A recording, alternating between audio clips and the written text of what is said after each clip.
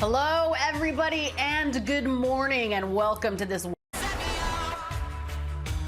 Hello, everybody, and good morning, and welcome to this Wednesday edition. It is Hump Day here on High Heat. I am your host, Alana Rizzo. Chris Russo is over on ESPN on First Take. So myself, along with Richard Savino, our coordinating producer, Cooper, our director, Kevin Cooper, that is our director, and Mark Adelberg in research, our entire High Heat crew, welcomes you into what has been a crazy trade deadline, and we will get you through all of it in just a moment. Steve Phillips is joining us talking about who were the biggest winners and who were the biggest losers. Meredith Marakovitz of the Yes Network is joining us as well, talking about why the Yankees were so silent at the trade deadline. The Angels were not silent. Mark Gubiza coming on, talking about the Halos and the 7 guys that they signed, trying to make that postseason push.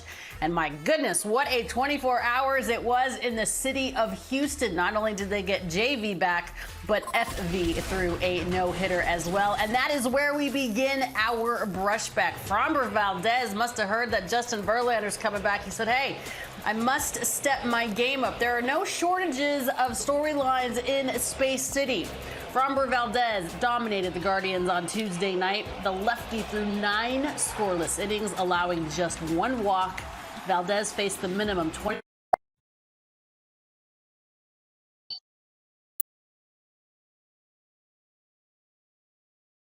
That postseason push, and my goodness, what a 24 hours it was in the city of Houston. Not only did they get JV back, but FV threw a no-hitter as well. And that is where we begin our brushback. Framber Valdez must have heard that Justin Verlander's coming back. He said, hey, I must step my game up. There are no shortages of storylines in Space City. Framber Valdez dominated the Guardians on Tuesday night. The lefty threw 9 scoreless innings, allowing just 1 walk. Valdez faced the minimum 27 batters, needing only 93 pitches with 7 strikeouts in that no-hit bid. The only base runner was a walk to Oscar Gonzalez in the 5th. Then he got a flyout and a double play to end any threat. Of the 16 no-nos in franchise history, it was the first by its southpaw. Unreal performance, the last Astro to throw a complete game no-hitter. That was Justin Verlander. And perhaps you heard that JV is back in H-Town. The Mets traded JV in a boatload of cash back to the Astros in exchange for outfielders Drew Gilbert and Ryan Clifford, the number 1 and 4 prospects in the Astros system. Astros owner Jim Crane and Justin Verlander have a very close relationship, and Mets owner Steve Cohen has shown that New York's experiment with Verlander and Max Scherzer, it's over. The Metropolitans are in sell-off mode, so former teammates are now division rivals in an arms race between the Astros and the Rangers. Texas leads Houston by just a half game in the AL West, and it is about to be a shootout to the finish in the Lone Star State. Here's Astros manager Dusty Baker. Well, it's a wonderful day, and he started out with the bang. I mean, he had his breaking ball from the very, very beginning. You could tell he was on, and he stayed on. Him and Maldi worked, great together. He was masterful. I mean, it was great. We needed it. He needed it, and so hopefully we starting off August, and we have plans for this to be our best month, and this is a way to start it off. Sometime I believe in numerology. I mean, it was sort of destined to be, and I'm sure, Justin's smiling right now, and, on his way here, and, he'll be the first one to probably congratulate Framber when he gets here. The guys pull for Framber, and, he pulls for these guys at the same time. I mean, he's a fun-loving guy, but he's always in the game. It was a great night, and hopefully we can complete this sweep and then get on the roll on this road trip. What a time to be alive in the city of Houston. You must tip your Stetsons to Jim Crane and the Houston Astros and to Framber Valdez. Right after Verlander was traded back to Houston, the Philadelphia Phillies picked up all-star right-hander Michael Lorenzen from the Detroit Tigers in exchange for infielder Howie Lee. I love this for the Phillies. They currently sit in the second wildcard spot in the NL, and Lorenzen is a great add to that rotation. Just ask Phillies GM Dave Dombrowski, who said Lorenzen was one of the few people on our list that we thought could start effectively and relieve if we got to that point later on. Dombrowski went on to say that there are still about 60 games to play. That means guys are going to start a bunch of times. And he's always felt that it's not always the best but the healthiest pitchers when you get to the postseason. Our guys have thrown a lot of innings over the last couple of years.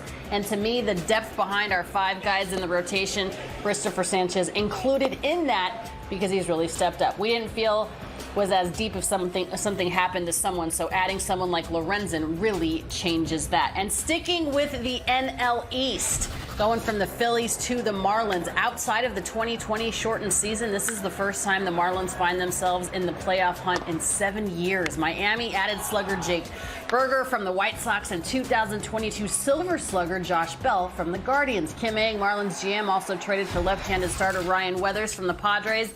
Jake Berger's 25 home runs match All-Star Jorge Soles for the team lead, and his 52 RBI would rank third on that team. Berger doesn't become a free agent until after the 2028 season, so he is a controllable piece with a big bat. For more on who won and who lost as far as the trade deadline is concerned, our friend Steve Phillips is in-house at the studio at MLB Network in Secaucus. Steve, thanks for being with us. First of all, let's talk about the city of Houston for just a minute. Not only does Framber Valdez absolutely dominate on the hill, but oh, by the way, Justin Verlander is back. What do you make of it? Yeah, the thing I took out of all of that was Dusty Baker believes in numerology. Like, I thought that was great. Like, I think 0 was the number of the day yesterday for no hits for Framber Valdez. But what a big day for them. I mean, you know, it's interesting. So many teams brought players back that they had before. So you see that in Houston, obviously with Justin Verlander coming back, the comfort level he'll have with Martin Maldonado, the easy transition back into the team. They also brought Kendall Graveman back in, whom they've had previously too. But Verlander is a whole different level of pedigree in the rotation. And I do believe that the emotions that players feel around the deadline, that either they're staying, they're going, their team's going for it, their team didn't make any moves, everybody's affected. And I think we see it in their play. And so I think there is some cause and effect for Framber Valdez going out there yesterday. He was coming off of a really tough outing. His last time out, he got knocked around.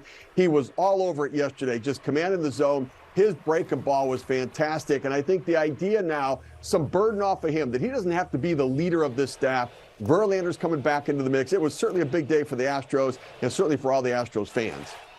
What were your biggest takeaways from this 2023 deadline? It was a weird trade class, Steve. Not a lot of huge names other than Verlander and Scherzer, but not a lot of, huge position players, if you will. What are your takeaways?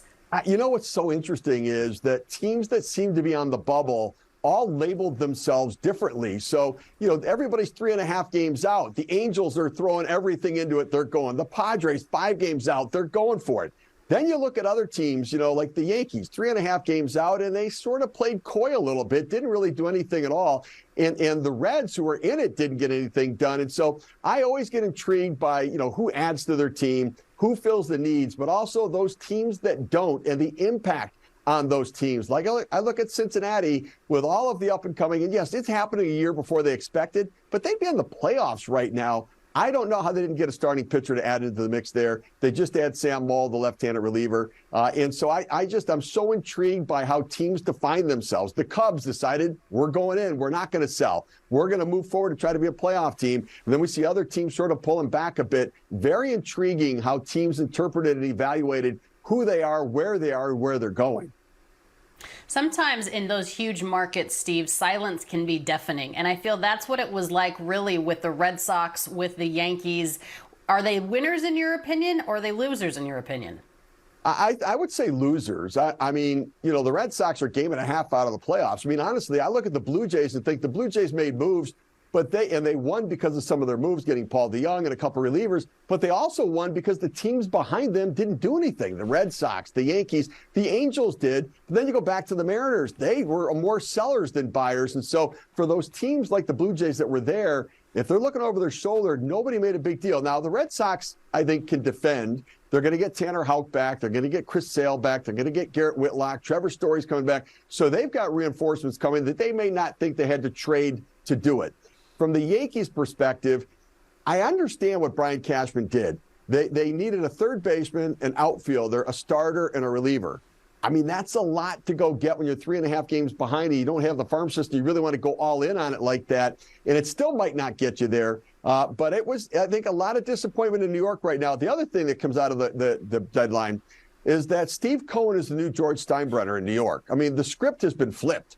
The Mets are the Yankees and the Yankees are the Mets. And I don't know if anybody likes that or not, but it's really what it feels like right now in New York. I mean, Steve Cohen used his financial leverage to just buy prospects. I mean, here's the thing. They picked up $54 million of Justin Verlander's remaining money.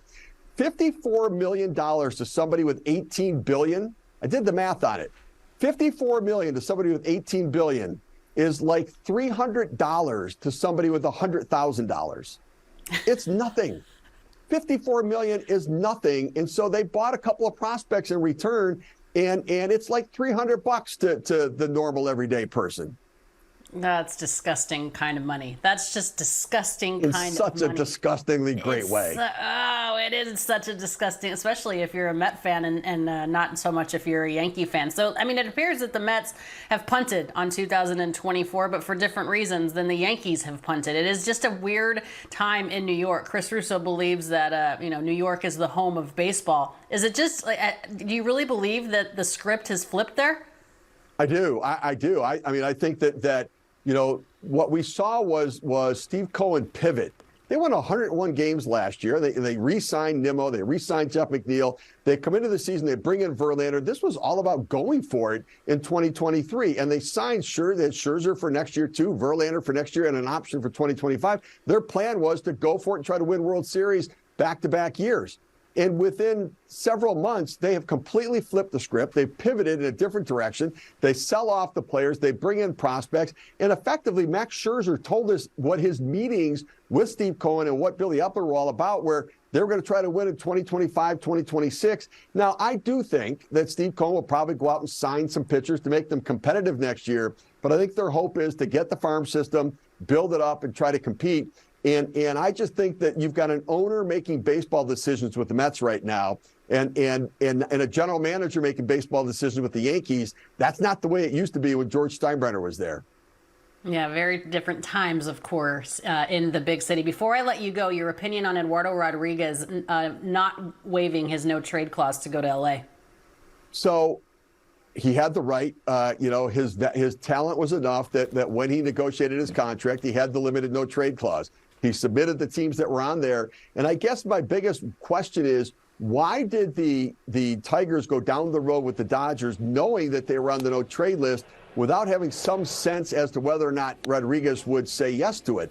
Because it takes a lot of time to make these deals. Then when they went down that road, it seemed like they shut everybody else off. And when the Dodgers went away, they couldn't pivot to another team in the time that was there to go get a deal done. So I think there was certainly some miscommunication for sure.